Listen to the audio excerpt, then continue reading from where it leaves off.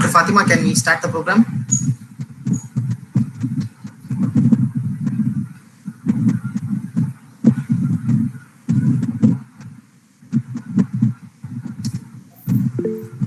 On the presenting.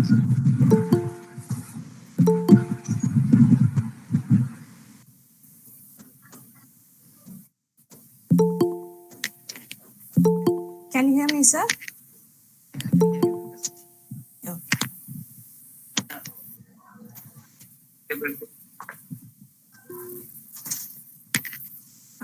Good evening, and all present here. We welcome you all for this CDE program organized by Department of Prosthodontics, Sri Ramachandra University on World Geriatric Day. As you all know, United Nations have declared World Geriatric Day on October 1st, and the number of geriatric individuals are increasing day by day, and they declare that in another 3 decades, the population will double and it will be 1.5 billion peoples. So we need care and support for these individuals, and it's not anybody. It's we prosthodontists who has to care for rehabilitation of them, and preventive and rehabilitative therapy should be managed. So on this pretext, we are engaging in this program. I request Dr. Madan Kumar sir to introduce the speaker. Yeah, good evening all. I take the pleasure of introducing the keynote speakers, Dr. Arvinda Meera Kuntapalli and Dr. Selvamani today. They'll be presenting a paper on prevalence correlates and health-related implication of edentalism among elderly in India. Dr. Arvinda was my teacher in University of Southampton in United Kingdom, and then she did her undergraduate and postgraduate in India, and then moved to the University of Tübingen in Germany to complete her PhD in 2007 in economics. And then in 2013, she completed her PG in certificate in University of Southampton, UK, and then currently she's working as a senior lecturer in global health and postgraduate research coordinator in the University of Aberdeen, UK. She had many honors on her name. To name a few, she have many research fundings, and then I think in 2012 she received a 270,000 Great Britain pounds for doing a research in different aging. And then she could also receive a lot of travel grants in her name. So she is a well-known researcher around the world in social sciences.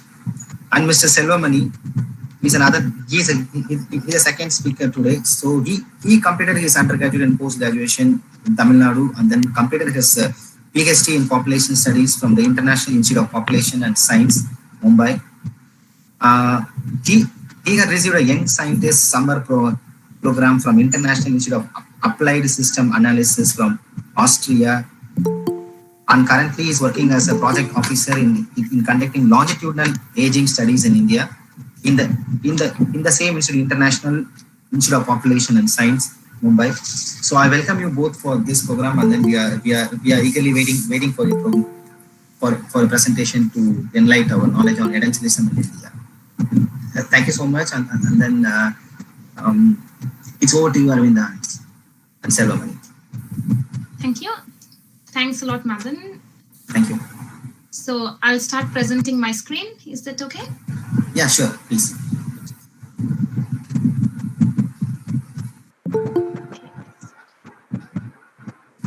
Let me know if you can see the screen. Okay.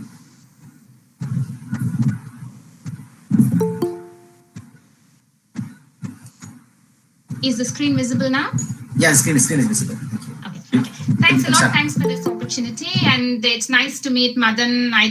I forgot how many years ago I met, and he reminded me it was 6 years. So nice to have this opportunity to engage with several people here who are experts in edentalism and dentistry. So me and Selva, we are both social scientists. We just want to say that if you ask us any specific question related to dental health, we would just put the question back to you, because both of us work on health inequalities. That's our research expertise.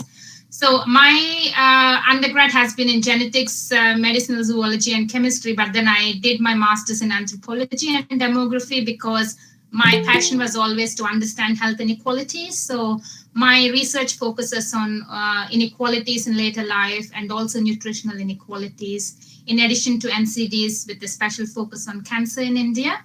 So at the moment, Selva and I were like looking into some of the gaps among older people literature on inequalities, and we saw that edentism was one of the major aspects where there are gaps from national level kind of evidence. So that's when we started looking into the literature and started analyzing the data. So I'll say a little bit more about our paper. Selva, do you want to add anything to that on how the paper generated? Yeah, this paper mainly started with the knowledge gap of edentism. And we have a lot of research on other health indicators for other non-communicable diseases, etc. But the very few research on oral health or particularly edentism. So, and the implications, like how this oral health is affecting the other health outcomes. For example, general health or mental health outcomes, depression or psychological distress is very less. So I think in this background, we started this paper. And the results are also convincing that oral health or the edentism is strongly associated. So in that way, we are happy to present this some of the results and some background about the oral health. Yes. Yeah. And Selva's work is also on health inequalities and with a special focus on aging. So he is one of the upcoming scholars working on aging demography in India. So if you need to look at some of the health inequalities work or big surveys carrying out in India at the moment, he is the person to speak to. Because we are talking about World Geriatric Day, it's really important to start talking about some of the really good things we achieved in the millennium. So at the start of the millennium, we had centenarian numbers shooting like, really unprecedented numbers. For example, we had one of the oldest centenarian in the world who died just before the start of millennium, 1997, at the age of 122 years. Jean Calment lived almost on her own till 110. She was cycling independently till 100 years, and she was smoking as well. Many people think aging is kind of, in a specific linear fashion that people will have healthy habits, but she was, always smoking on her birthday parties as well. And there were lots of interesting kind of genetic experiments to various other studies on her to understand longevity. But then now it becomes really common that we have lots of centenarians in the world. So if you look at 1950, we had almost like 33,899 centenarians who are 100 or older. And right now we have nearly more than 500,000 older people living 100 years or older. So to give you a context, in the UK, initially 100 years was a big thing. The Queen would sign personally a card congratulating people at the age of 100.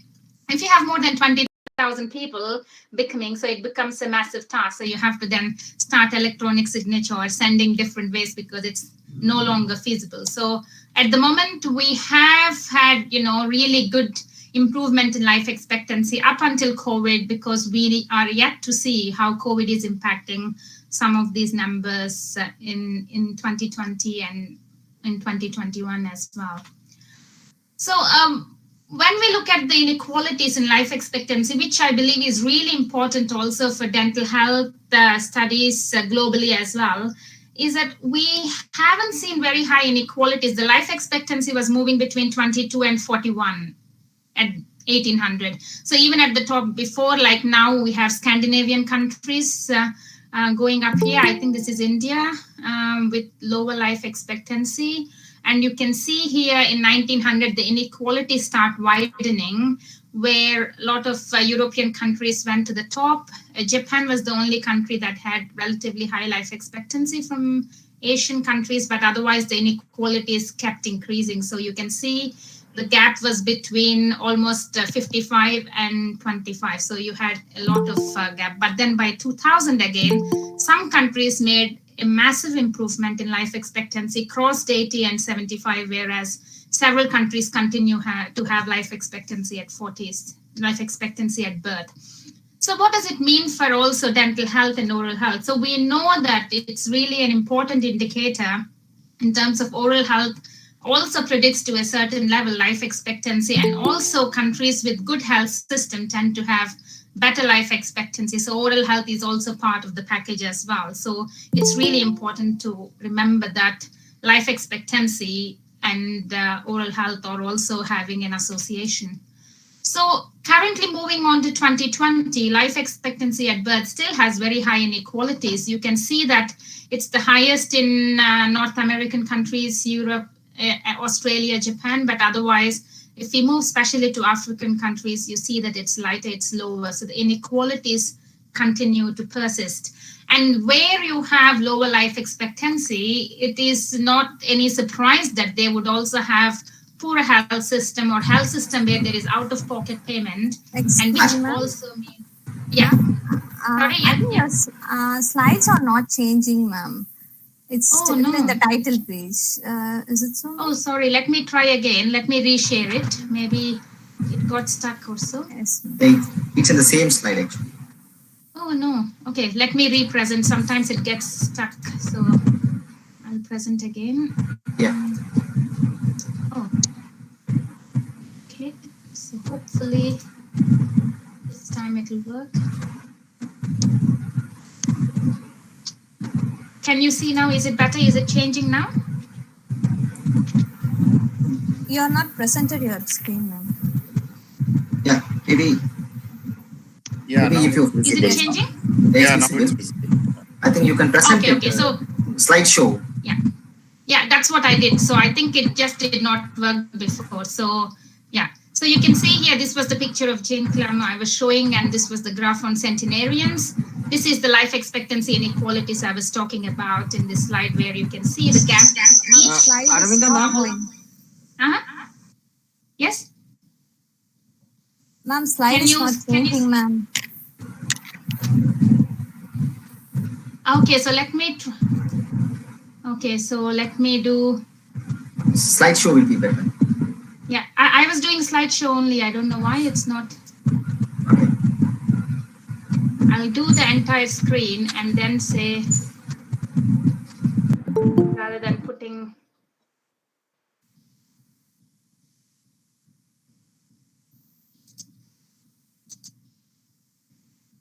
Okay, so let me try this way. And then hopefully, I was doing slideshow and it was working before. Okay. Now, can you see my screen changing, slides changing? Yeah, now it's changing, I think. Yeah, it's changing. Okay, and the slides are changing as well. Changing as well. Okay, perfect. Yeah. I think there was some technical issue. So this was the image I was showing just to show the oldest centenarian. And this was the graph I was showing about, how the centenarians have increased. And then this was the life expectancy graph I was showing how there were inequalities. So each dot here represents a country or a bubble. So if the bubble is bigger, it means the population is higher. So you see in this case, the inequality is increasing by 2000. So moving to 2020, this is where I was showing that the inequalities in life expectancy are very clear here. For example, in African countries, you can see and also Asian countries have the lowest life expectancy globally. And it's not a surprise because you can see where the health systems are weaker, where there is out-of-pocket payment, you see that those places have lower life expectancy. So again, there would be an association between dental health and also health systems and life expectancy in those. So they're all coming together in these aspects. So again, the simple question is there an association between life expectancy and income, and what does it do with dental health and oral health? We can see here up until 1800, most countries are in kind of, not really having high income inequality, but there was a linear association with richer countries having higher life expectancy. And then that became much stronger by 1900, as you can see, countries moving into, income level 2, for example, here, have the highest life expectancy by 1900. But by the time we move to 2019, you see this wide disparity in life expectancy and also income as well.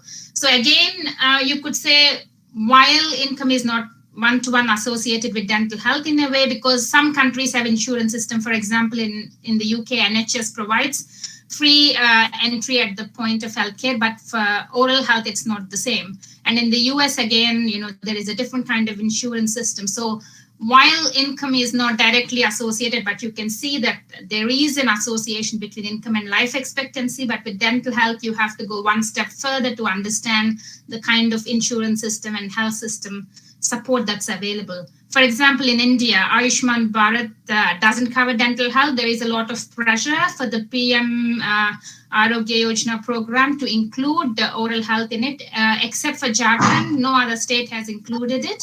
So you can see that, for example, you might see higher proportion of people going for oral screening and dental health related, visits and claims in Jharkhand. But it doesn't mean Jharkhand is a rich state, but it's because of the policy environment that in last year, I think 2019 data showed that up to 30% of claims from the state health insurance was from oral health related matters. So that's a really high proportion of it. So again, income has an association, but then we have to remember that policy environment makes all the difference in terms of oral health use in different parts of the country, and also how oral health, the challenges that are within the country as well.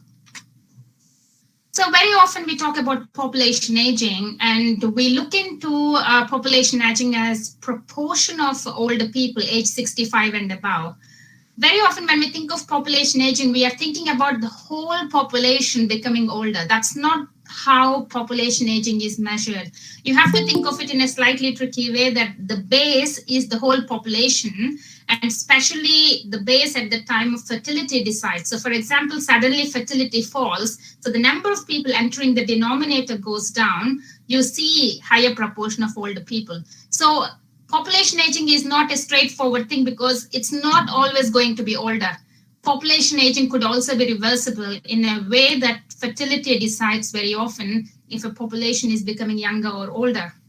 So we normally look at proportion of older people, and this map here will tell you how global aging is and proportions are. The darker ones are those which have higher proportion, sometimes 20% and above. And if we take 60 as a cutoff point, they go 30% and above of population in the older group.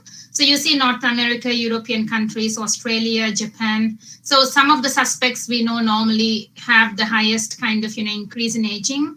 And then you see a little bit in South America as well. But then when it comes to Asian and African countries, the proportion of older people is very low. So that could also mean that we might have less oral health problems. And that's not the case, because very often, as we know, it's a life course perspective. If people do not have good oral health from early on life, the problems start picking up very early, even at the age of 30s or 40s. Edentism could happen depending on the situation they are in.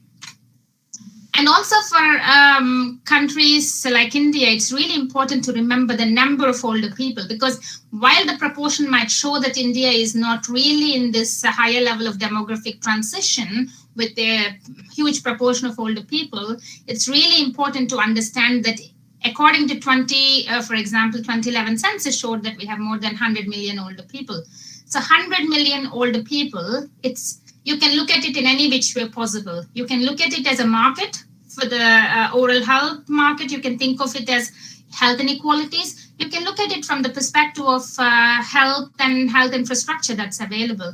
So all these different things really matter when we look at number of older people. So the proportion might not look really big, but then out of 702 million older people in 2019, you can see that majority of them are located in Asian countries. So Central and Southern Asia, 119 million. And then you also have Eastern and South Asia, 260 million. And then Europe and North America have 200 million only. So the absolute number is where we see that we are going to, have major problems even in the future. Going forward, we can see that Southern Asia, Eastern Asia, Southeast Asia will have more than 800 million older people. So 900 million will be there by 2050 if the projection continues in the way and COVID doesn't impact these projections. So the inequalities in healthcare system will get worse if we don't have policies and we don't look into the oral health use in India at the moment. But then what kind of data do we have? So it's really important to understand when we talk about health system in India, health aspects in India. Does India have a very strong database that we can use to study inequalities? I'll start with a simple question. You can ask me how many older people are there in India, and then I'll say, I'm really sorry, the answer lies in 2011 census report or medium variant forecasts of 2011 census report. So we are living in 2020 and we live on 2011 census data to know how many older people are there currently in India. So put differently, with the COVID impact, when we know that older people are at higher risk, we are not even able to say where and how and exactly, what kind of, living arrangements are there. So again, coming to the next question, how do they live? If older people are there between 100 and 120 million based on forecast, where do they live? What kind of living arrangements they have? Again, we have to go back to 2011 census data. And what 2011 census data provides is it tells you how many households have one older person. For example, if a household has only one person, 48% of them have older people only 60 and above. That's the kind of information we get. We don't really get the kind of relationships. Is it a joint family? Is it a family of two older people living together?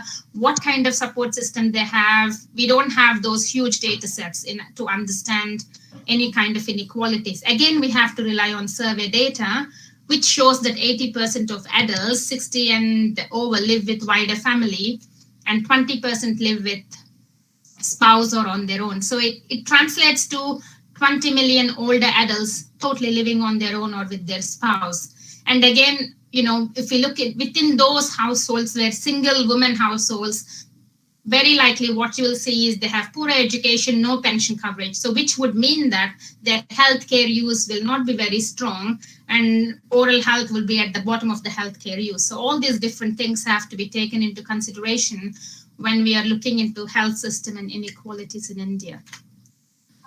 So coming to oral health and why is it relevant? Why should we really focus on it in terms of health inequalities as well? We know that poor oral health conditions in old age are important predictors of several health-related outcomes, including nutrition and NCDs. Increasing literature shows that poor oral health could also result in non-communicable diseases, and there could be a kind of complex relation between those two factors. And we know for sure that, when there is edentism or other kind of oral health challenges, intake of food is directly impacted, which directly impacts nutritional status. And in the complex phase of nutritional transition in India, so you have to imagine that nutritional transition is happening where more and more people are consuming unhealthy diets and obesity is increasing. But if you really look at a proportion of obesity and overweight by age, you see that older people have the highest proportion of underweight in India compared to younger people. So it is the middle age that kind of has more overweight proportion and obese proportion. So if we look at undernutritional challenges, older people is one of the big groups that have these undernutrition challenges. And we know in India, dentures could be really expensive. If people have really challenges eating some of their food that's provided at home, then they just, reduce their eating and they have difficulties with their nutritional intake, which directly impacts their body mass index and other nutrition. And also we know that globally oral health is a significant contributor of disease burden, disability, and also poor life expectancy as well. But then given that we have all this overwhelming evidence, we assume that everyone will be looking at it as a big global health or public health problem, and we don't. Oral health is a neglected public health issue, particularly in low and middle income countries where access to oral health care and oral health awareness is relatively lower. So very often if we go to rural settings, either in India or other low middle income countries, it's difficult to find a doctor, let alone finding, specialist, a dental health specialist or a specialist who can do, denture fixing. So someone has to go to a different place and they need to know where to go, and they need to have oral health awareness as well to be able to plan. They need to have money also because most of it is out of pocket expenditure. As I said, in the national insurance, except for Jharkhand, most of the states don't include oral health in the claims for below poverty level. So what are the consequences of poor dental health? Poor dental health can result in edentism, which is the state of losing natural teeth, which is an irreversible condition. So once we lose teeth, it's irreversible. But what we can do is, if we have resources and possibilities, we can have, dentures and other kind of ways to cope with it. And also, edentism was used as an indicator of early aging because it's shown to be associated with decreased longevity in few studies. So it kind of is used as a gold standard marker to evaluate oral health status. Again, it's a kind of complex thing. As I said, it depends on the life course perspective. If someone has poor hygiene or different kind of deficiencies early on, they are likely to have higher risk. So it's not only directly dental association, it's accumulation of health inequalities starting early on in their life that expresses later in life very early, that it impacts their early aging indicators and also their life expectancy. Salva and I looked at extensive literature, and we found that the previous studies have observed the association of complete edentism and missing teeth count with mortality, disability, compromised diet quality and nutritional status, and poor quality of life. All these aspects have been studied extensively in various parts of the world, particularly in high-income countries. And again, recent studies also showed that the cumulative global burden of oral conditions increased a lot because of not lack of treatment of oral conditions, and the global burden increased from 2.5 billion to 3.5 billion between 1990 and 2015, and part of this has to also do with increasing aging, the proportion and also absolute number that I have discussed before. So that directly contributes also to the cumulative burden of oral conditions. And edentism is among the top 30 causes of years lived with disability globally. And in some countries, including some high-income countries, it was noted as one of the top 10 causes of YLD. So years lived with disability in some countries, edentism is in top 10. So that shows the significance and importance of it. So what do we see in terms of inequalities in global edentism? We see very strongly in the literature intra-country and inter-country variations in the prevalence of edentism and inequalities by socioeconomic status. So we cannot say that, for example, in the UK, everywhere you have this proportion of edentism. What we have to see is by socioeconomic status, by geographical inequalities, and also, for example, Scotland has a different kind of dental health system compared to England. So we have to look within the country, the inequalities. Similarly, like in India, as I said, Jharkhand has really high number of people going for dental health checkup. It doesn't mean Jharkhand is performing well for oral health. It's because they have the possibility for people below poverty line to be able to use oral health hospitals. They are listed 62 or 58 hospitals that they can visit. So that means that people are using more, which also means that you see the higher number of people in edentism category as well. So we also looked at some of the literature in terms of demographic and epidemiological transition.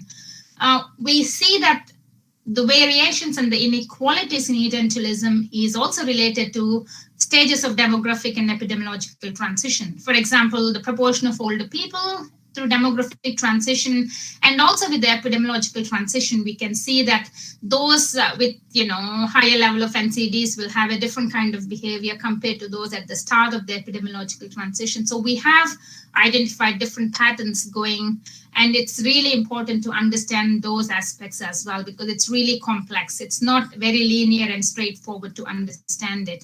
So you need to look at individual factors, you need to look at the policy factors, and also other macro level and life course perspective factors to understand the health inequalities.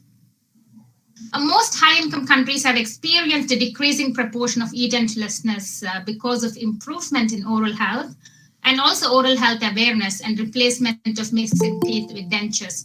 For example, in Germany, 89% of older people aged 65 and 74 replace their missing teeth. So when we move to low and middle income countries, very often we don't have that health awareness. And also a replacement of missing teeth with dentures is not, taken as a serious priority as well, either because of socioeconomic status or because of lack of facilities. We'll touch a little bit, Selva will talk a little bit on that when presenting the results from our own analysis on utilization of edentism services. So what evidence do we have in India? In India, we know that oral health problems are largely neglected public issues. I think you know it more than us because you work day in and day out on this. Of course, middle class and upper middle class to upper class in India might be using regularly oral health facilities, but then it is a challenge when it comes to rural settings and people with SES that is low where they can't afford out-of-pocket expenditure. So what we found it really kind of puzzling when we did the literature review for India is that there were inconsistent associations between socioeconomic factors and edentism. When we started the literature review and before the analysis, we thought, it's straightforward. We know that socioeconomic factors play an important role. So there should be some association where people with low SES might have poor oral health. But then, of course, research is always interesting and exciting in a way that it shows us that, it's very complex and we need to really understand the layers of factors that are responsible for that. For example, the World Health Organization study on global aging and health, it's a SAGE study, which was carried out in different countries, including India. It shows that there was no significant association between socioeconomic status and edentism among older adults 50 or over. However, there were other studies that found a positive association between socioeconomic status and edentism. And again, it's really important to understand the settings as well. For example, national level studies are different compared to state level studies. And then when we move to hospital data, there was a negative association between socioeconomic status and edentism among middle-aged and elderly population. So these were really conflicting kind of findings that we had from literature review we saw from India. I just included 3, but then we have done more studies and they show as well that mixed kind of associations. So that made us really think a little bit more about evidence gaps and then help us design the aim of our study. So when we look deeper into why we had these inconsistencies, we realized that most of the studies focused on regions or different states. For example, you might be organizing or conducting a study in Chennai or in a particular village closer to your city or in a particular group of people visiting your hospital. So it's a specific set. It's not a national study. It focuses on a particular region and also often small sample size that are not representative in each state. So for example, if you're organizing a study where you work in particular hospitals, you are getting a subset of population, perhaps upper middle class, older people going to have health checkup from those groups. So you will not have even representative population within your state or even region, let alone state, it could be even region as well. And then we realized the other challenge is there are lots of studies on edentism and inequalities in India, but we didn't see any nationwide studies except some of the SAGE and other new kind of studies that were coming up that looked at complex associations. What we need is not combining different hospital data. We need to understand the scale of issue from different states in India and also from within different socioeconomic settings as well, so that we can understand the scale of the issue. And we didn't see nationwide studies that were able to look into that. And also national studies that do not focus on states with higher proportion of older people. Some studies were there, but then they might focus on, for example, Uttar Pradesh or Delhi, where the proportion of older people might not be the highest. So again, you're not capturing based on the demographic transition levels or epidemiological transition levels. So based on all that literature, so we designed our aim. And one of the aims of our study we are presenting is to look into socioeconomic disparities in edentism in India using a nationally representative sample of older adults. So to our knowledge, no previous study has examined the association of edentism with poor self-rated health, chewing disability, psychological or subjective well-being. So that's what we are going to present today, looking into these 4 specific indicators. So where do we get our data? We took the UNFPA's building a knowledge base on population aging in India, and that study particularly focused on aging states. For example, Kerala, Tamil Nadu, Maharashtra, Odisha, West Bengal, Punjab, and Himachal were included. You can see the sample size. They focused on 9,852 respondents aged 60 years and above, with a special focus on aging states. And we can't say it's fully nationally representative, but it does represent the larger Indian regions, for example, North India, South, East, West. We don't have any from Northeast India, but from larger Indian regions, we are able to capture different regions of India and also important states where aging proportion is higher. So what kind of outcome measures and other factors we looked at? For example, the main focus was edentism, and respondent was asked a question: has a doctor or nurse ever told you that you have lost all natural teeth? That was the question asked to respondents. So imagine this question was asked in different languages to older people in different settings. So there were like 8 different languages used, English, and in every state, 2 options were provided: local language and also English was provided. And Hindi was also there if they needed. So every state had multiple options provided to fill the form. So respondents saying yes to the question were considered as edentilous in present study. So you have to remember, it's a self-reported edentilism. Nobody asked the respondent to open the mouth and say, can I see if you have lost all the teeth? And also, it's a very tricky question in the way that it doesn't really ask, have they replaced them with the dentures? It just asks the question, has a doctor or nurse ever told you have lost all natural teeth? And then we looked at the association of edentilism with 4 different indicators, as we said. First was self-rated health, which is measure of general health status of population. And also several studies have shown that it's a strong predictor of mortality. So in the BKPAI survey that we used, self-reported health was measured as a 5-point scale ranging from excellent to poor. So we would be asked a question, can you please rate your health? Either, from excellent, very good, good, fair, poor. So you have the 5-point scale. And then it was dichotomized into poor, who reported poor health, and everyone else was coded as good to understand any inequalities of edentilism by self-rated health. And we also looked into chewing disability because there was a specific question asked to the respondents if the respondent reported partial or full level of chewing difficulty. So that is coded as a chewing disability. And in addition to that, there were 2 questions related to mental health and psychological distress. We asked general health, the GHQ-12 questionnaire to measure psychological distress, where these 12 questions were asked. Have you recently been able to concentrate on what you are doing? Have you lost sleep? So it's about looking at, depression, confidence, sleep, and also decision-making and day-to-day activities in life. And all those were combined together, and we created a dichotomous score to understand psychological distress among older people in India.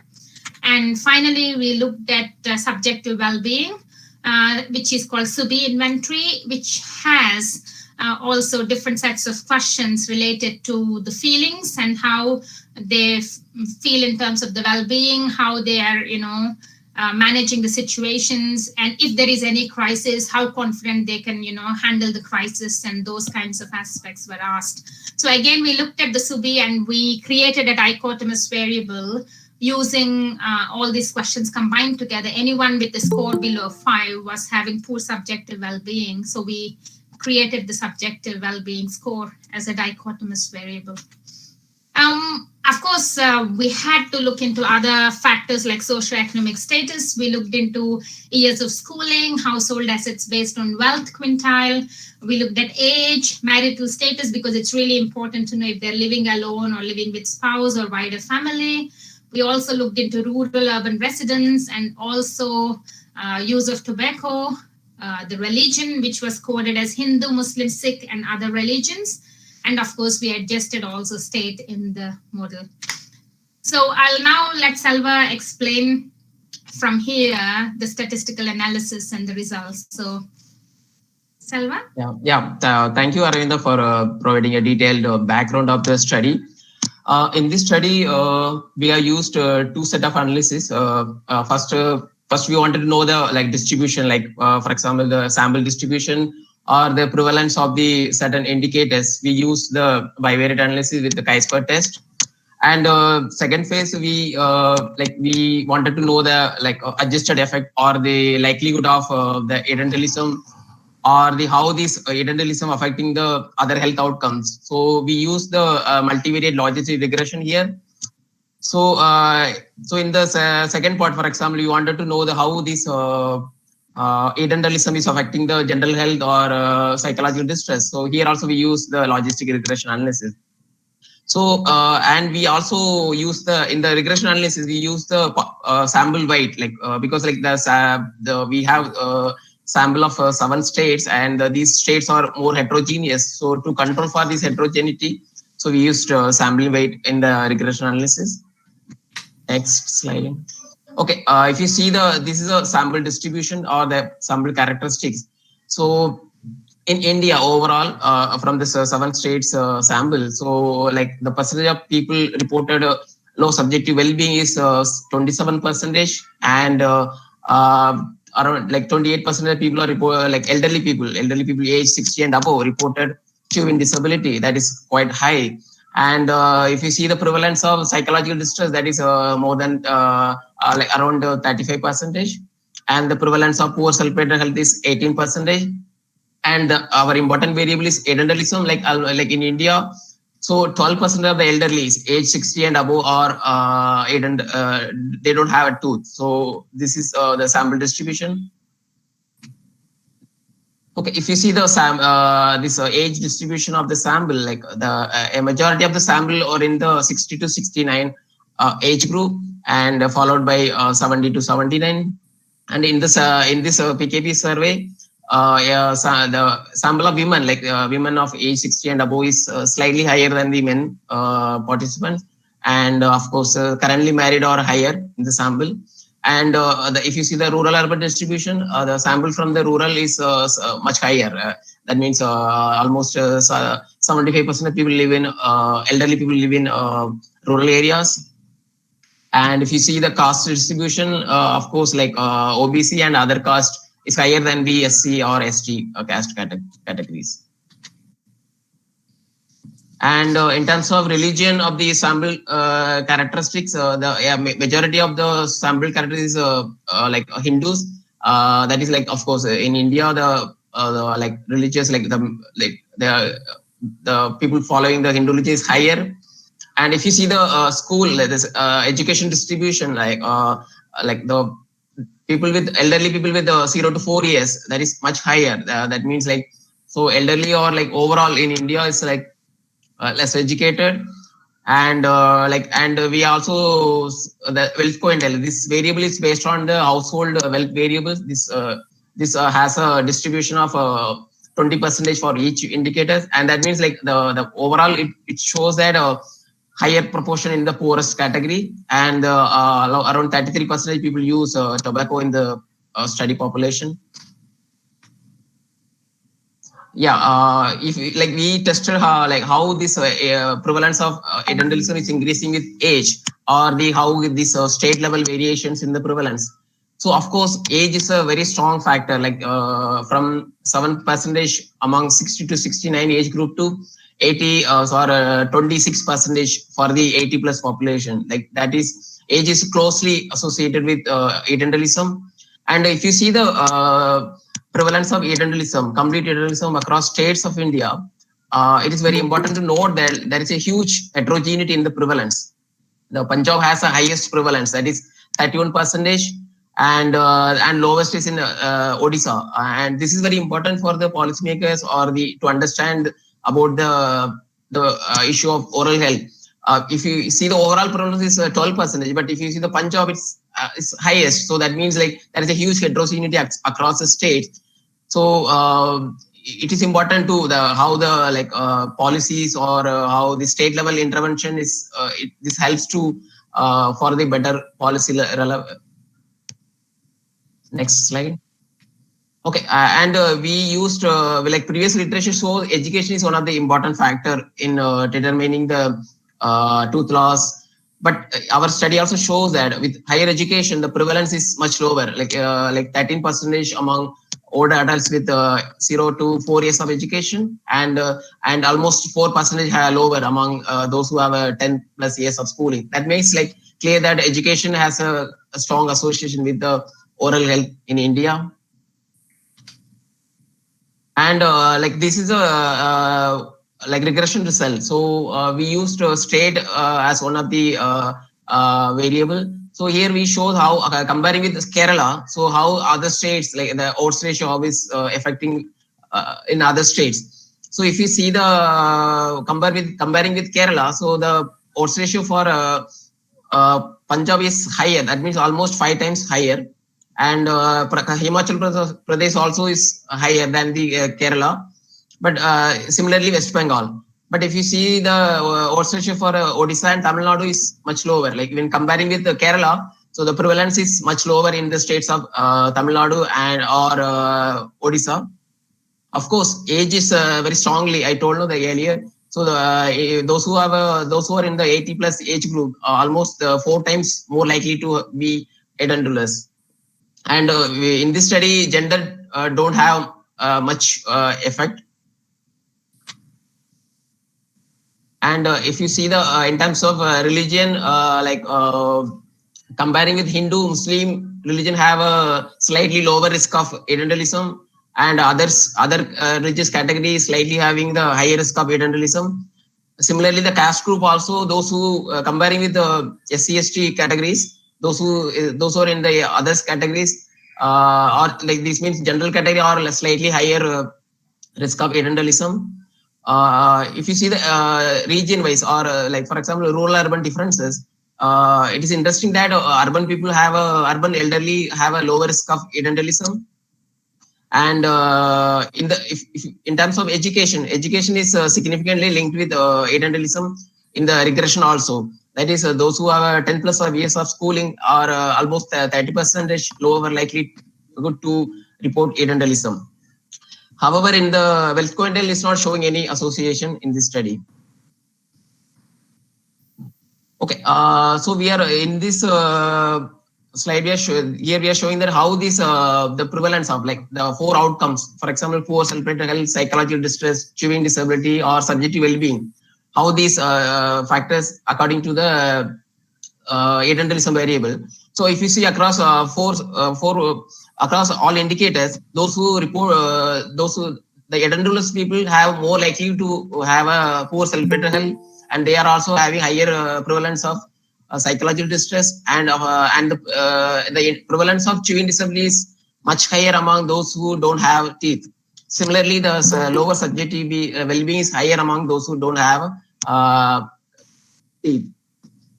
So that makes sense that those who have don't have any teeth having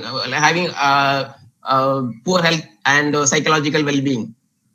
So here this is a odds ratio present in the figure that shows that those who don't have teeth are almost 15 times more likely to report chewing disability, and they are more likely to report poor self-respect health, and they are almost 2 times more likely to report psychological distress, and they are more likely to report low subjective well-being. So across all indicators, those who don't have teeth are more likely to have poor health outcomes. Especially this chewing disabilities, the association is very close. That this is very important because it may have a lot of implication on the diet and overall nutritional status, and even the other health indicator, for example, poor self-respect also is one of the important marker of general health, and this edentism is strongly associated with poor self-respect health. So in this aspect, so the oral health, the implication of oral health is strongly evident in this study. Next. So here is another important aspect of the result is that whether they are received any treatment for the oral health or edentism problem. But like the reasons for not receiving this treatment is financial reason is one of the main reason, or they and almost 22% people said that they are not considering it as a serious health issue. So I think it is very important, because even though the identism is very strongly linked with other health outcomes, but they are not taking it into consideration. So this is indicating the like lack of awareness about the oral health status. And of course, the oral health has a significant implications on mortality and other health outcomes. So in this perspective, so it is important to know that the healthcare workers or the policymakers to understand to create awareness about the oral health issues. Next.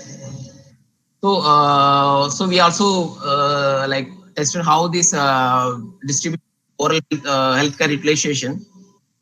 So duration of, like, for example, almost more than 50% of people who are suffering this complete oral health problem is more than 5 years, and and only almost 18% of people have reported that they have taken some form of treatment in the last 3 months, and most of them reported that they took the treatment from the private or the clinic. Next.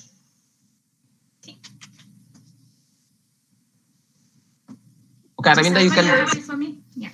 Yeah. So you can continue that. Yeah. So yeah, as Salva showed, really strong inequalities in oral health and edentalism in India. We think that this study presents important findings for public policy in India. While the overall prevalence of edentalism is 12.4, we saw really huge regional differences.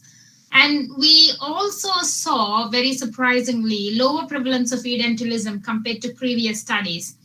So we think it could be because of the sampling strategy, the selection of states that are older states.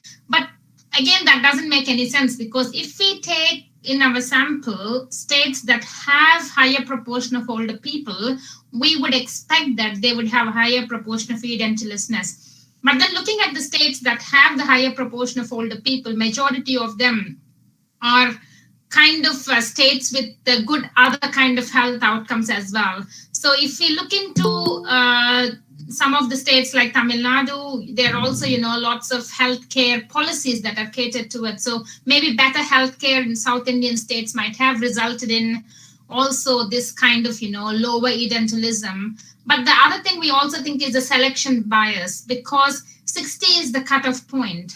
So we are looking at people with edentalism who make to the age of 60 and above. So given that people with the edentalism issues, as we know from previous studies, might have lower life expectancy and might have other health issues. So maybe some of them did not even make into our study, because what happens is there is a selection bias. So the impact directly into our cohort that's there, and that mortality bias is also impacting our edentalism prevalence as well.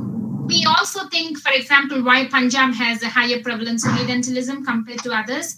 We believe that, for example, rice-eating states, you have seen that Tamil Nadu and Orissa, kind of mostly rice-eating states, might have lower reporting of edentalism. For example, people might be facing edentalism, but then if you're in a rice chewing kind of culture, you can continue eating because it's not really hard compared to eating a paratha or a hard kind of chicken.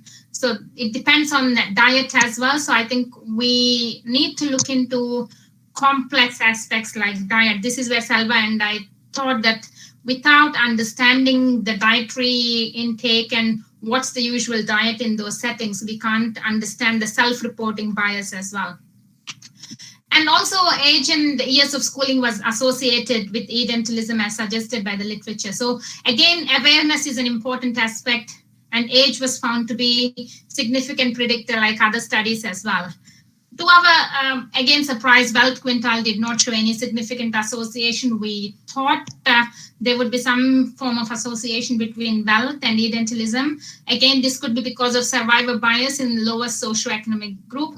So those who have edentalism in low SES might have had lower life expectancy and did not make to the study. So those who are present in the low SES group 60 plus might be the healthy group within that. So that could have killed the kind of, inequality showing, because we have lost lots of people before reaching that age and the survey. And also, because it's a self-reported one, lack of knowledge of edentism or acceptance of edentism as a part of aging might have contributed to some of these things. For example, you might be aware of some of the studies on hypertension in India, where when we ask people, do you have hypertension, very often the initial studies showed that hypertension was a problem of rich people and upper middle class. But then the problem was it was lack of awareness. Once there were objective studies that started measuring people's blood pressure, we saw that there was definitely an association there. But until then, it looked like it's only the richer people who had diabetes and also hypertension. It's just because people were not aware of it, or they did not measure it, or they didn't consider it as a serious problem that impacts directly the prevalence. And then we showed that the association of edentism with psychological distress, poor self-reported health was significant. So we stress that it's really important for policymakers to consider this and strengthen policies and continue making a big push within state policies and national policies to include oral health in one of the screening. I think we have to also reflect a little bit on the current COVID environment and the impact it has on the current statistics. We already see that the use of healthcare facilities is really poor at the moment for oral health, and those who use go to private settings. But then we know that in several settings, hospitals were closed, including dental hospitals. And also we have several challenges, including finishing the training due to lockdown. For example, many universities in the UK could not continue doing the dental kind of assessments and training because you need to have close proximity with some of the kind of tests. So they're on hold as well. So the number of dentists that would be available because of training, and also the number of people, especially older people with quarantine mode and also being very careful, might be less reluctant to go and check their oral health issues, check for their oral health issues, so which would increase and worsen the inequalities as well. So COVID brings in more complexity and added layer of really big challenge for older people, because it's not only directly impacting and increasing the risk of COVID mortality among older people, the utilization of healthcare facilities, including dental health services, would be playing a major role. So we have to wait and see and collect data as we go. So we need to collect data and make a big push that there needs to be more studies national level in India to understand these inequalities in edentism and other oral health conditions. Selva, do you want to add anything? Otherwise, we are ready to take questions. Yeah, I think we can take questions.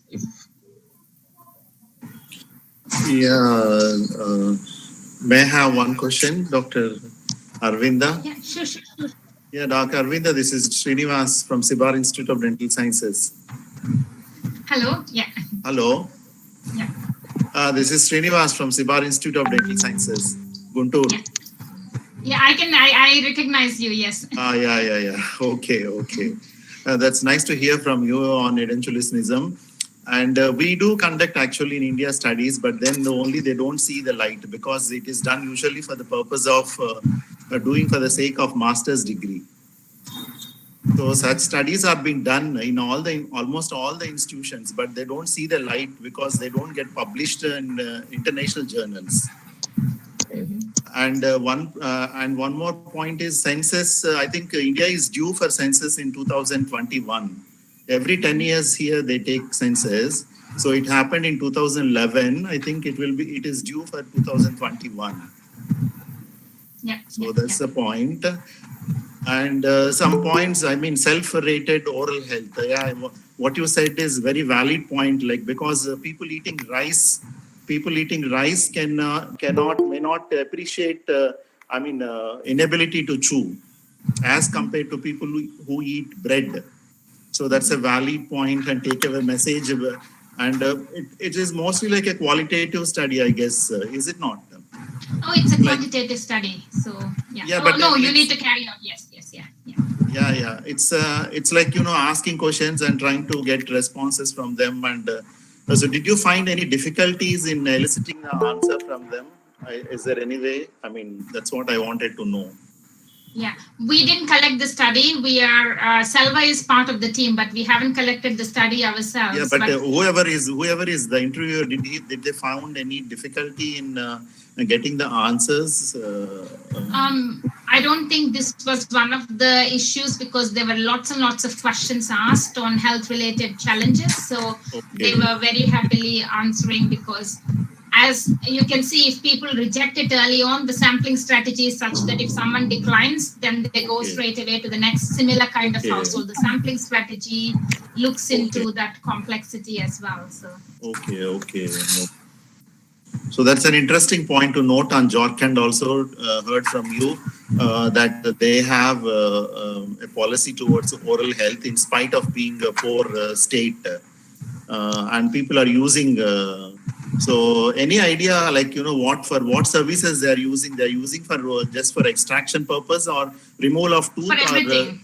For everything. For removal of tooth, for dentures, for regular checkups. I think the claim is similar to 50,000 rupees. If I remember correctly, the claim is similar. They don't distinguish between oral health. So, and then you can see if you type Jharkhand and PMJY or Arogya Abhiyan or something like that, what you see is lots of hospitals coming and saying that, oh, if you are, if you have this kind of, insurance, please come.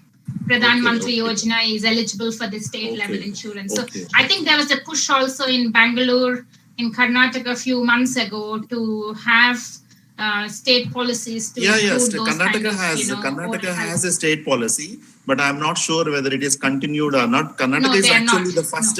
Karnataka is the first state to have a policy, and they even the colleges are being asked to give free denture delivery, and then colleges are substituted with money from the government. So I'm not sure about private colleges are into this program or not, but government colleges are into this program in Karnataka. And coming to your point about publications, I think this is an important thing. Madan also asked me to focus a little bit on in terms of what opportunities are there and stuff. I think the point is when we want to publish... One point I'll just get you, because whenever we send to these international journals, what the response we get is the common point. This is of not interest to our readers. This area is of not interest to our readers. So please kindly publish it in your area journals or something. That's the point they usually mention us. Yeah. I think there are two issues here. One is that a master student and the study, coming to international publications, they expect, you can see with this kind of data, we struggle to go to different journals because the data was considered old. And we lost steam also with this whole process because when we go to international publishers, they are used to regular data. So you said that Census 2021 data is being collected. So you're very happy that we have data only once in 10 years. We shouldn't be happy. This is where I'm saying we are very happy and expecting that once in 10-year data is absolutely fine. But India, population-wise, India is a very big, enormous, so it is very expensive to collect also. So there are other ways of, collecting data. For example, the oral health study, that the national level study we know, they don't happen very often, and there are really very few kind of studies that can be in the publishable level. Even the data that's available, we don't have the detailed kind of, it's really, really complex in terms of understanding. I review lots of papers. So if you ask me why some of the papers were not published by master students, some of our master students also look into, some big data and other things. So a journal looks into what is the big problem, what kind of big data you're bringing. So if you're doing not a really sampling in the way they expect, or the questions that are unique, and if it is repetitive, it's really hard to publish, which is why it's really important to have big surveys that are complex and they can really look into the international literature style, where you have lots of information. I think the language is given more importance actually than the content. And also the data itself. The language is and given the data more, itself. that's what. Very interesting to hear. And then thank you so much for connecting prosthodontist with the public health dentist. I think my students my colleagues are there in this group from Sibar Institute of Dental Sciences from Public Health Dentistry Department. Probably, I think, I'm not sure, but directly prosthodontics may not invite us a public health dentist for their seminars, but this is a unique opportunity where prosthodontists and public health dentists have a common point to come across. Thank you. Thank you so much, Dr. Arvinda and Selva. Thank you. Thank you, sir. Thank you. Dr. Arvinda, there are some few questions in the chat box actually. Dr. Raj has asked you, is there any role of systematic diseases in relation to edentalism considered in this present study? Yeah, we didn't look into any other diseases other than, we didn't look into disease per se. We just looked into the subjective health and, chewing disability, the psychological distress. So only those variables we presented, we looked into. Because again, we can't look into, Selva and I discussed it, Selva will say a little bit more. We wanted to do so many things once we identified the gap. But then the data is, this is one of the problems. While we have some of the data, which is really good compared to what is not there, but then we still have so many gaps. So we needed to look at, diet, style, or BMI, or various other aspects, and we don't have such data available. So some of the data sets that had all that did not collect any questions on edentalism. And some of the data that have edentalism did not really look into some of the disease factors. So the aging surveys are also not joined in the way. So this is also within gerontology studies, edentalism is not given importance, and that's what we are seeing in our studies. Selva, do you want to add anything to that? Yeah, we also wanted to see how these other diseases are linked with edentalism. But the problem with the data, because we want to see mostly the BMI or other chronic diseases. But most of the diseases are self-reported, and we don't have data of BMI or other indicators. So our main aim is to check what are the correlates and how this edentalism is affecting the general and mental health outcomes. So that's the major aim of this study. So we didn't look at the diseases, because if you look at the diseases, it will be kind of diverting the scope or the focus. That's what we didn't look at that way. Okay, thank you, Selva. There's another question from Dr. Bhuwana. He just asked that what the direction that edentalism and psychological distress associated? Yeah, I think it's very complex, as you know, it's not a one-to-one kind of thing. So for example, older people who have edentalism might also find it really hard with chewing and other, dietary intake, which could also impact the psychological distress. So it's really not one-to-one association, but literature showed that there is an association directly where edentalism could result in stress in a way.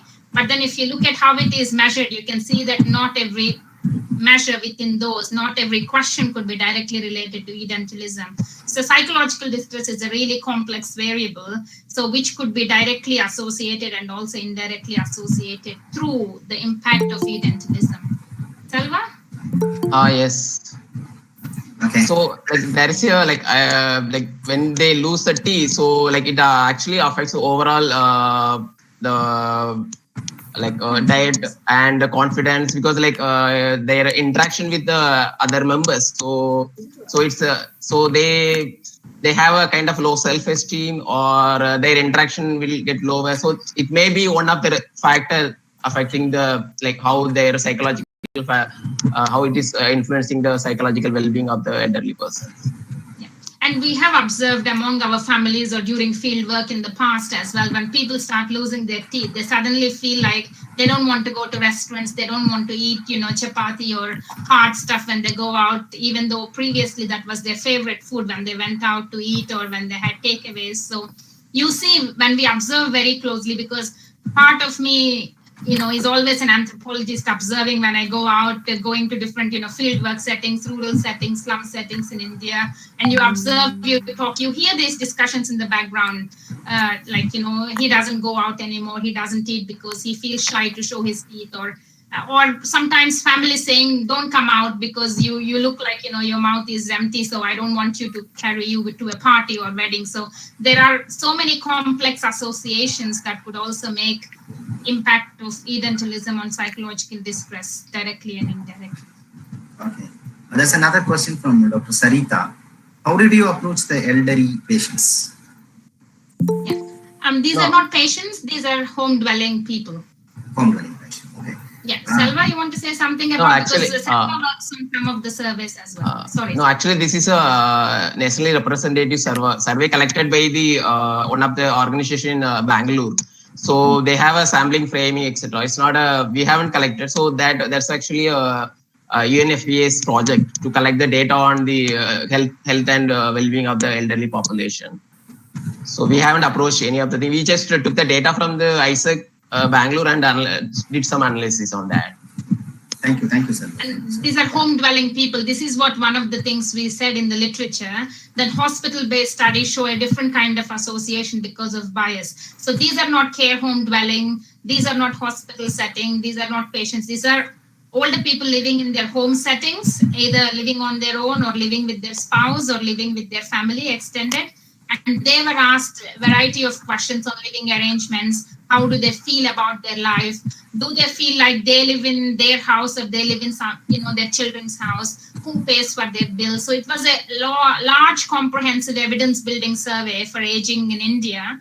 And one of the questions included was edentalism and also chewing disability. And even though it was there, it was, again, as I said, in most of the aging surveys, edentalism is not an important aspect. It's not really covered. So there were a couple of questions, but not exactly the way we wanted to check. But then we use that because it's an opportunity to understand and show the gaps in India so that more future surveys will compile additional evidence that would help policymakers. There is another question. If you have time, and then can we have... Sure. So here, edentulous person is completely or somewhat different from the persons who have dentures. How this can be attributed or how it can be overcome for the outcome of edentulous? You can see the... Can you repeat the question again? Sorry, Selva, you were saying something? Like how we can overcome the problem of the edentalism. That's what the Jnana Sarita has asked. That. So we can maybe because in India people don't take it as a serious issue, but if the government is providing more awareness or use of dentures or any other alternative for the better teeth, or that can be I think use of denture may be one aspect that we can overcome from the edentalism. Aravinda, you can add some more points on that. I think it's a really tricky thing. As I said, edentalism is asked as, has ever somebody, health professional, told you didn't have teeth or you lost your teeth? So, for example, if they had dentures to fix it, they might also still say, because somebody said in the past that they had edentalism. So often what you see is dentures, but again, that there are different types of dentures within those semi-permanent and permanent one that people remove and fix it. We don't have any of the complex data, but the only question perhaps they could have asked a little bit more was, do you have dentures? They only asked what kind of, have you attended a doctor because of your oral health issues? So we don't have the detailed complex analysis. But then from the studies in the UK or in Germany, what we have is those additional questions related to, do you have dentures? When did you take it? What kind of dentures you have? Did it impact your dietary intake? All those different aspects were asked so that we can exactly know what was done following edentalism. Okay. Is there any questions from the audience? You can ask them. I think that there is no questions for the more, I think so. Thank you, ma'am. That was a comprehensive compilation of the data. And we have got a lot of research questions also from yours, Sherry. And I think many people would have been found it helpful. I now request Dr. Anand Kumar sir, Professor, Department of Prosthodontics, to present certificate to Anand Meerama.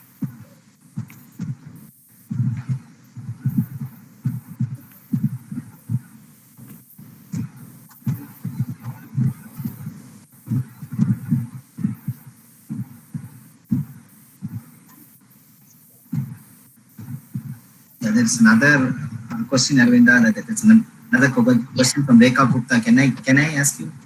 Yeah, sure. Yeah. Do we have any data about correlation between oral habits and edentalism? Again, unfortunately, no data. Yeah, even I'm just looking and thinking about the data that we have in England, ELSA, or other kind of data sets. I don't think we have that information about correlation between oral habits and edentalism. The only thing we have is chewing of tobacco, smoking cigarettes is the maximum oral habits that gets collected. In the National Family Health Survey for India, there were questions on oral screening in addition to cervical screening and breast screening, but even then they only asked, have you had oral screening? That's it. So, but they don't have any questions on edentalism. So where you have any questions on oral habits like chewing of, pan, tobacco, but they don't ask other questions about brushing or other things, but what you have is other kind of risk factors, chewing tobacco, pan, regular consumption of, something that could be, harmful for teeth. But then those studies never focus on edentalism. Those studies that have edentalism never ask questions on oral habits. Yeah. Arvinda, I think we have some more questions on maybe on funding for the project. There is any information on funding for doing researches? There are lots of funding opportunities, but again, within oral health and inequalities, I would not know specifically any calls related to dental health. But then there are lots of calls related to within India, you will have lots of calls related to, health inequalities or any kind of data collection exercise, especially now with COVID. Okay. So you should be able to get some of those kind of, opportunities. In addition to that, what we have in the UK is Global Challenges Research Fund. So we look into some of the big challenges that are happening globally, and then it's a highly competitive grant. But what we are asked to do is make a case on how any kind of study would fill the gap. If any partnership, if you're thinking of partnership with the university, for example, let's say Aberdeen, we have to put a big proposal, and that proposal has to build on strengths from both groups, and it has to be, focusing on data collection exercise, something that hasn't been done, which is very unique, and it goes to multiple reviewers, and scoring comes all UK level. Very few projects get funded. So there are different opportunities like that. For those of students considering PhD opportunities, there's Commonwealth funding. And at times also there are visiting fellowships available. For example, they're visiting funding from Indian government, selecting particular students to go 1 year to different institutes abroad for training. So Aberdeen University is open for those kind of things. And just to give a little bit of information about the school I come from, Aberdeen school I work is School of Medicine, Medical Sciences and Nutrition.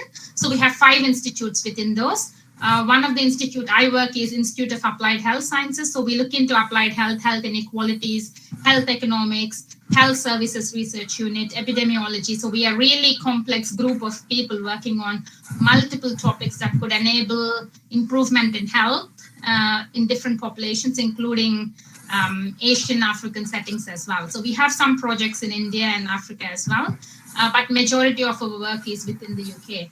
The other institute we have is the Institute of Medical Sciences. Again, colleagues work mostly on lab-based work there. But the Institute of Dental Science is another big institute within our group. And we are number 1 in the UK for dental science. So a lot of research happens in terms of, various aspects and PhD programs and course supervisions. There are also different PhD co-applications. Sometimes Liverhome Trust or Wellcome Trust will invite people for PhD submissions between different countries as well. So there are opportunities, but then again, it has to be based on, these are highly competitive. So, and a lot of energy and time is consumed in those grants. So I think if anyone is thinking of that, you have to really have a body of work, have a plan, think about, what could be done, explore opportunities of, first small grant application to understand what gaps are there, what could be done, and then move to the next level of, how the gaps could be addressed. Yeah. Thank you so much. It was a wonderful presentation, and then we had so many informations from you. We will take a lot of information, and then thank you first of all for accepting our invitation, and then sharing your knowledge on this edentulation particularly. Thank you so much, and then. Dr. Fatima, can you Dr. Selva, thank you so much, Selva. Yeah, thank you so much for this opportunity. Yeah, thank you so much. I think this paper wouldn't have been possible without Selva. So it's Selva's kind of, he's always looking into what gaps are there among older people. So I think, Selva is the driving force of this paper. Whereas I'm interested in inequalities. He was like, we don't have edentism. We need to look into it. And he was like pushing this all the time. So it's Selva's brainchild. Thank you. Thank you. Yeah, I think Dr. Ramesh, there was one small question. They were asking about duration of the project work. Yeah. One of my student is asking duration of project work. It depends on the type of project you're looking into. For example, this project. Oh yeah. Okay, this is 1 year. So it took 1 year to collect data, if I remember correctly. Selva, is it correct? The data collection was an exhaustive exercise. Yeah, it was like in 2011 and 12, like almost 1 year, like this survey. Yeah, from that time. Thank you. Dr. Fatima? Yes, sir.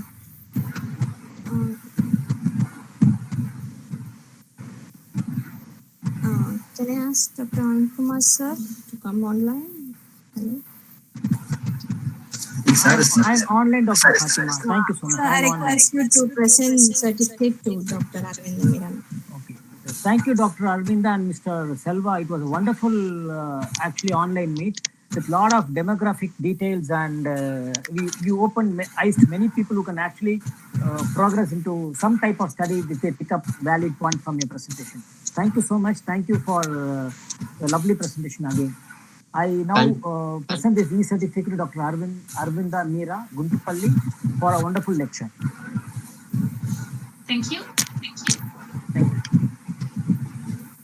I now request Dr. Karthigeyan, sir, Associate Professor, Department of Prosthodontics, to present certificate to Dr. Mr. Selvam. Yeah, thank you so much. Thank you.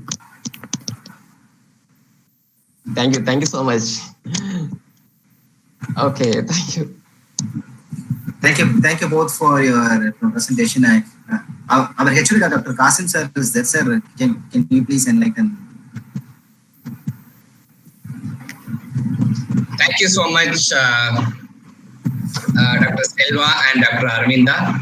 It's very wonderful, this thing. I think it's entirely different. Usually we should have a maximum. We have, only the presentation is restricted to only our department issues. Now it's like more of, as Dr. Srinivas said, almost a combination of community dentistry and prosthodontics, like that. So I think it is entirely a different experience for us and for students also. I think that's more of this kind of epidemiological studies that we should do it more. It's definitely useful for our populations, especially in Indian populations. Definitely it's eye opener. Both, I think you are all eye opener for us, that you are encouraging us to do this kind of the studies. Maybe I hope that other postgraduate students also will take up this kind of the studies and do it in their careers. Thank you so much. Bye. Thank you. Thank you, Arvinda and Selva, for accepting us. And exactly. Yeah. Thank you so much for giving an opportunity. Yeah. Thank you so much. It's our pleasure. It's also good to hear, your thoughts and your questions as well, because as I said, we are looking into aging issues, gerontological issues, and inequalities. We are not dentists, or we don't have any dentistry related training. So it's good to engage with all of you to get questions related to your thoughts as well. So thank you so much, and it's a pleasure to have you on. Thank you. I request Dr. Parthasarathy, Associate Professor, to give the vote of thanks. Warm good evening to everyone. On the behalf of HOD and organizing team, I'd like to thank our respected Chancellor, Mr. V.R. Venkatachalam sir, our Pro-Chancellor, Mr. R.V. Sengatuvan sir, our Vice Chancellor, Dr. P.V. Vijayaraghavan sir, Professor of Eminence and Chief Advisor, Administration, Dr. J.Karthigeyan, sir. Dean Research and Professor of Eminence, Dr. S.P. Tyagarajan, sir. Professor of Eminence and Advisor, Academics, Dr. Somasundram, sir. Dean of Faculties, Dr. Makesh Bakamri, sir. Our respected Dean of Sri Ramachandra Faculty of Dental Sciences, Professor Dr. C. Ravindran, sir. Our Vice Principal, Dr. Sada Siva Subramaniam, sir, for giving us tremendous support and opportunity to conduct this webinar. I'd like to express our sincere thanks to Dr. Arvinda Meera and Mr. Selva Mani for their efforts to enlighten us with their wonderful speech in prevalence, correlates, and health-related implications in journalism among elderly in India. I'd like to also thank faculties, undergraduate and postgraduate students, and clinicians from various institutions and across all over the country who have taken their time out from their busiest schedule to grace this occasion. Lastly, I'd like to thank our faculties, postgraduate of my department for their valuable inputs and contribution in making this event a great success. Thank you very much for your time. Thank you, Arvinda. Arvinda and Selva, it's a pleasure to have you online. Thank you so much. Yeah. Thank you so much. Yeah. Good day. Okay. Thank you so much. Bye. I request the participants to fill the feedback form to receive your certificates.